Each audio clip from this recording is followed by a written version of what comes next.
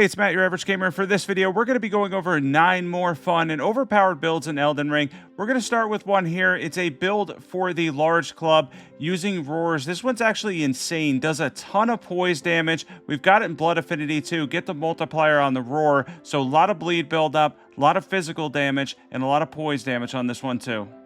Seriously, this one absolutely slaps. It's an amazing build with the large club that can do an insane amount of damage and bleed build up. I had a lot of fun with this one. Roar builds can be really fun. There's 7,000 damage there. Let's wait for the second hit there. This is New Game +3, Journey 4. Second hit, of course, is going to be a posture break. Big damage there again. And we get the critical break. And of course, I think there's another bleed proc there too. You're going to get an awesome amount of bleed build up, a ton of physical damage, and a ton of poise damage because this weapon does a lot of poise damage with this setup. This is definitely one to check out if you like strength arcane builds that can hit really hard, and if you're into roar builds as well. We're using Braggart's Roar. In a second, we're going to jump into equipment, stats, everything you need to know for this build. And we have the Blood Affinity Large Club with Braggart's Roar. We have the Highland Axe for the passive, any seal for buffs. We have part of the Tree, Sentinel, and Champion set on. We have the two-handed Sword Talisman, Roar Medallion, Axe Talisman. Of course, we've got Lord of Blood's Exaltation. You could run the White Mask for even more damage if you want to. Bloodsucking Crack Tier, Spike Crack Tier. Let's jump into stats.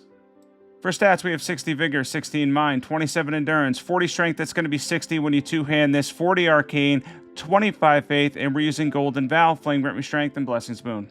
For the next build on here, we have a dual Flails build. A couple of people asked me for different Flail builds. These are really fun. For the first one, we have it in Cold Affinity with Spinning Weapon. The second one, we went for Blood Affinity. You can do jump attacks and whatnot. They do decent poise damage. As far as the Ash of War we have on it, it's also quite good and can build up Frost really fast. The first one's the Knight Rider's Flail, and the other one's the regular Flail. You can pretty much use any two flails that you can put Ashes of War on. Of course, Spinning Weapon is absolutely insane with flails, and then the jump attacks are going to give you decent damage as well. They're not bad. Overall, I don't like the dual flail moveset that much, but you can make them work much like any other weapon in Elden Ring. Let's jump into equipment. We have the Cold Knight Rider's Flail plus 25, preferably with Spinning Weapon. We have the other one of Blood Affinity with the Poison Flower Blooms twice. Dragon Communion Seal would work well here. We have the Black Knight set on. Millicent's Prosthesis, Wingsword Insignia, or Rotten Wingsword Insignia is better if you have it. Shard of Alexander, Lord of Blood's Exaltation, and then we have the Bloodsucking Crack Tier, Thorny Tier. Let's jump into stats. And for stats on this one, we have 60 Vigor, 21 Mind, 27 Endurance, 12 Strength, 40 Dexterity, 25 Faith, and 40 Arcane. We are using Golden Vow, Flame Grant Me Strength, and Blessing's Boon.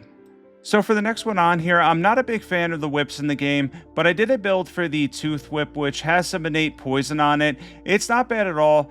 People always ask me for whip builds. Making them good is really challenging in Elden Ring because they have a really awkward moveset. But if you use this Ash of War in combination with light and sometimes charged attacks, you can make it work. Plus, you do get the poison buildup as well, which is also an awesome bonus. In a second here, we're going to go over equipment, stats, everything you need to know for a Tooth Whip build.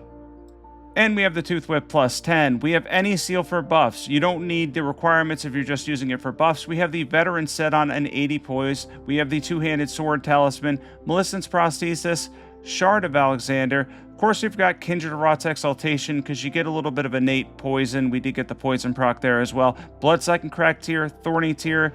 We're using Sleeping Pots there on the Godskin Apostle. Let's jump into stats. And we have 60 Vigor, 21 Mind, 28 Endurance, 12 Strength, 70 Dexterity, 25 Faith. Once again, we're using Golden Vow, Flame Grant Me Strength, and Blessing's Boon. And the next one up here, we have a Boxer type build using the Castus, if that's how you say it. This weapon isn't bad. It's a fist weapon, so it's not going to be incredible in terms of AR or anything.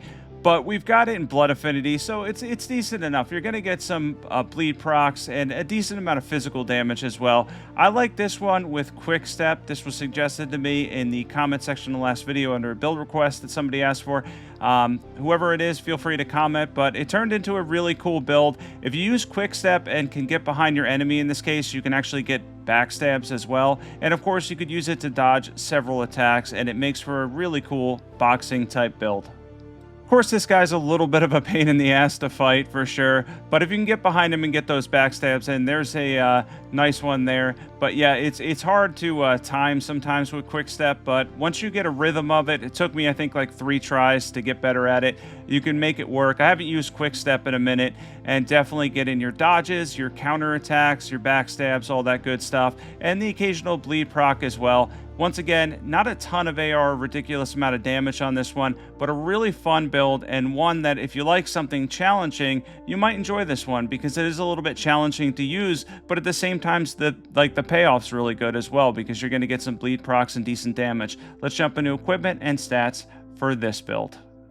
Yeah, I definitely like the way this one came out. We have the Blood Castus plus 25, preferably with Quick Step, any seal for buffs. You can check out our armor set there. We have 59 poise. Malissen's Prosthesis, Wing Sword Insignia, Rot Wing Sword Insignia. We have the Talisman that's going to boost your poise when you drink Flask, which is pretty cool. Lord of Blood's Exaltation, Bloodsucking Crack Tier, Thorny Tier. For our stats, we have 60 Vigor, 17 Mind, 26 Endurance, 40 Strength, 25 Faith, 40 Arcane. And we're using Golden Vow, Flame Grant Me Strength, Blessing's Boon, and we hit 59 poise for this build. Another build request, most of these are build requests, the Giant Crusher Guard Counter build. Somebody suggested using a big weapon with a guard counter, and this is really cool. It does a lot of poise damage. You can block a lot of physical damage by using guard counters with the Giant Crusher, and with Royal Knight's Resolve, you can get massive damage on your guard counters as well as your charged attacks too. Now, Moog isn't the best boss for this, that's for sure. He's definitely not my favorite to take on here because any boss that has elemental damage is going to get indecent damage. That's the only downside here. But for physical damage attacks, aside from the miss block there, you're going to get excellent damage from the guard counters, and it's a lot of fun. You can get really cool like slam downs right there and some poise damage with the Giant Crusher, just blocking, going for the guard counter, and occasionally going for the charge attack like we do here as well for 4,000 damage. Not bad at all. Follow-up attack was another 1,400 damage. This is a really cool one. Don't need a shield. Can just run a guard counter build with the Giant Crusher in heavy affinity, and then of course use the charge attacks with Royal Knight's Resolve as well. Turns into a very powerful strength build that works around guard counters and blocking with a relatively big weapon in the Giant Crusher. Let's jump into equipment and stats for this one. We have the Heavy Giant Crusher plus 25, preferably Royal Knight's Resolve, any seal for buffs. You can check out our armor set here. We hit exactly 51 poise. Curved Sword Talisman, Great Shield Talisman. We have the Dagger Talisman, Blade of Mercy Talisman, and then we have the Bloodsucking Crack Tier, Green Burst Crystal Tier. We're using Moog Shackle to stun the boss.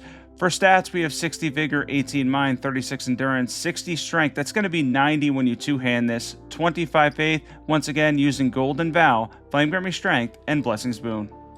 Next one on here is a really fun build. Honestly, a really great one to run if you like Death's Poker. This runs the Claymore in the offhand with Impaling Thrust and Cold Affinity for Frost build-up as well. And then, of course, Death's Poker in the main hand, and then the dual move set for jump attacks. Ton of Frost built up with this one. A lot of poise damage if you go for Impaling Thrust first and then punish with Death's Poker's Ash of War. You can get a ridiculous amount of damage. This is a really incredible one to try if you like great swords and if you like Frost build-up. And of course, between the jump attacks and when you switch to the Claymore with Impaling Thrust, you're going to get a ton of poise damage too, so there's a huge bonus there. It's really a great build all around if you like Death's Poker and you want to use the Ash of War, get a lot of damage from it, but also be able to use a greatsword type moveset. Of course, I mainly went for jump attacks, and then of course, when poise broken, I went for the Ash of War on Death's Poker because it's an absurd Ash of War that does a ton of damage. This is a really cool one to try. Definitely try this one out if you want to have fun. This is a really fun build. Let's jump into equipment. We have Death's Poker, preferably plus 10, Cold Claymore plus 25 with Impaling Thrust, any seal for buffs. We have the Grey Bird chest piece on and a random armor set. We got 52 poise, Magic Scorpion Charm, Claw Talisman. We have the Shard of Alexander, and then we have the Blade of Mercy Talisman for those critical breaks, Bloodsucking Crack Tier, Magic Tier. Let's jump into stats. 55 Vigor, 22 Mind, 28 Endurance, 20 Strength and Dexterity, 50 Intelligence, and 25 Faith. Once again, Golden Vow, Flame Grant Me Strength, and Blessing's Boon again. And next up here, we have a dual straight sword build. A lot of people ask about straight sword builds. This one has Blood Affinity first. The first straight sword's going to be in Blood Affinity with Stormblade. The second one is going to have Poisonous Mist on it. So you're still going to get your bleed and poison build up, but since we're running it as a dex build mainly, a little bit of a Dex Arcane build, we can then use Stormblade for a decent amount of damage and give us some ranged attack power as well, because short swords don't have a lot of range typically, and of course it is difficult sometimes to always be right next to the boss going in for those light attacks, although you get a lot of bleed buildup and poison buildup that way, but we can always back off and use Stormblade. This is one that's pretty powerful. It's going to work for most of the bosses in the game if you like straight swords, trying to make them a little bit better than they typically are. They're definitely an underrated class for sure. They're not bad at all. Still get a decent amount of status build up, and you can build around them for decent damage. Let's jump into equipment. We have the Blood Short Sword, plus 25 preferably with Stormblade. The other one is in Poison Affinity with Poisonous Mist. Any seal for buffs, part of the Tree Sentinel set on, and Leda's chest piece, if that's how you say your name. Enraged Divine Beast Talisman, Lord of Blood's Exaltation, Shard of Alexandria, Kindred Rot's Exaltation. I'm still butchering some of the names in this game. Blood-Sucking Crack Tier, Thorny Tier. Let's jump into stats. And for stats on this one, we have 60 Vigor, 18 Mind, 27 Endurance, 15 Strength, 35 Dexterity, 25 Faith, 40 Arcane. Once again, we are using Golden Vow, Flame Grant Me Strength, and Blessing's Boon. Next one on here is a favorite because the Great Club is really fun. Somebody asked for a Great Club build. Haven't covered this weapon in a while. It's a really fun one that does a decent amount of physical damage, or actually really good amount of physical damage, and a little bit of holy damage. The Ash of War Golden Land is just okay. It's going to work better against bosses that are weak to holy damage like this dragon, but the physical part of this weapon, the Great Club, is truly incredible, and the amount of poise damage is awesome. Since these were all like build requests, if you have any more, be sure to comment below. Let me know if you have any more build requests for Elden Ring. If there's anything you want to see in Elden Ring Night Rain, which I'll be jumping back on after hard mode comes out. I think September 11th is when the more difficult mode comes out. I'm looking forward to that. Going to be covering Night Rain again when that comes out. Cannot wait for that. If there's anything you want to see though, be sure to comment below. So you can use Golden Land here for decent holy damage, but I would focus mainly on jump attacks and charge attacks. The AR you're going to get with this weapon is significantly high, plus the poise damage, as mentioned, is really incredible. Does a lot more poise damage, seemingly, than, say, like the Giant Crusher, for example, which seems to do less than you'd expect it to do. In this case, it does what you think a Giant Club would do in terms of poise damage. You're going to get a decent amount of breaks. This is on Journey 4 and New Game Plus 3. It's going to be harder on New Game Plus 7, but definitely possible with this weapon. Let's jump into equipment and stats.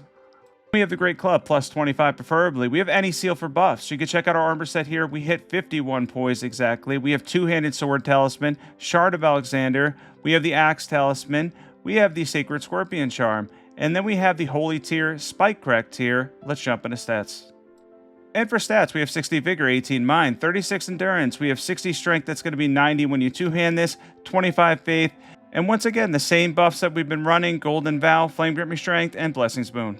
And the last one up here is another build request from a couple weeks ago, and that's Leda's sword, again, if that's how you say her name. And this weapon is much better for PvP, obviously, because it has the debuff factor. If you hit with the needles in PvP or any regular type, like NPC type invader enemy, you can actually get rid of any buffs, debuffs, all that stuff with the needles themselves. As far as the damage goes, in PvE, it's just really not that great. It's a shame because we really only got 2 light greatswords, and the moveset's really cool with Milady, which I've done with Sacred Blade in the offhand. But overall, the weapon's a little bit on the weaker side. Even so, though, I really enjoy the dual moveset, and if you're on a first run through DLC, you can definitely make these two work. Again, not my favorite. Once you run through DLC a second time, I say to just run 2 Miladies with Sacred Blade if you want a holy damage build, and you'll get amazing damage. In this case, though, the needles actually, interestingly enough, they're both physical and holy damage, so it's split. Not a ton of faith scaling overall, just a little bit, and a decent amount of dex scaling. As far as the weapon itself, the AR is okay. I've got it around, I think, just over 600, but Milady with Sacred Blade is going to have around 700, so that tells you something right there, although it has more elemental damage. Even so, again, there, mentioning that there, it's not bad at all, but it definitely doesn't really excel at too much other than PvP and certain situational things. As far as the weapon goes, though, the moveset is cool. And we have Leda's sword plus 10, preferably. We have Milady with Sacred Blade plus 25. In Sacred Affinity, of course, I think I just mentioned that, though. Erdtree Seal, you can check out our armor set there, 56 poise. Sacred Scorpion Charm, Millicent's Prosthesis. We have the Shard of Alexander. We have the Winged Sword Insignia, or Rotten Winged Sword Insignia is better if you have it. We have the Holy Tier, Thorny Tier. Let's jump into stats. And for stats on this build, we have 60 Vigor, 21 Mind, 30 Endurance, 15 Strength, 50 Dexterity. We have 40 Faith. For our buffs on this one, we're using Golden Vow, Hellish Shiburi, and Blessings of the Erdtree. And thanks for watching this one. Thanks for tuning into my top 9 fun and overpowered builds in Elden Ring. It's really fun doing these build requests lately.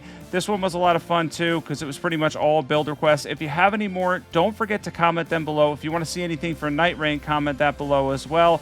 I can't wait to do more of these. I'm going to be continuing to cover Elden Ring when the Tarnished Edition comes out later this year too. I'm excited for that. Be sure to sub. Don't forget to hit the subscribe button if you like Elden Ring and Night Rain content, and I'll catch you guys in the next video.